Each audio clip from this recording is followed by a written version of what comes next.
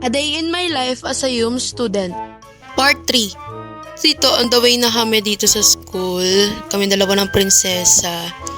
Nagawa pa namin mag-model dyan kahit malilate na kami, no? Kasi 7 minutes na lang.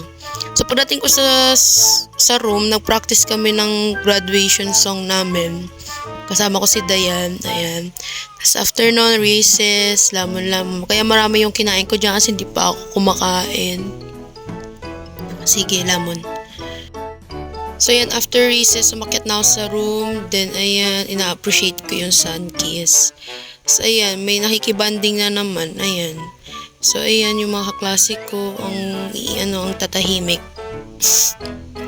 Ayan, si Ma'am Mary. So, ayan, napapakyut lang ako sa gilid. Tapos, ang cute ng wallpaper ni Ma'am. Tapos, may pinapagawa sa amin sa MIL. Pero, ang ambag ko lang ay kakyutan ko.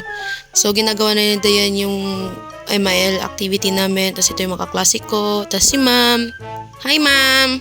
Tapos sabi nila sila daw mag-outro para sa akin. Hey guys, tapos na yung school ng mga YUMs. School namin guys. Super basic lang kaya mag-yums na kayo. Ano sabi niya, paano gawin to? Tapos nagpaka-lonely muna ako sa gilid. Transition, bye!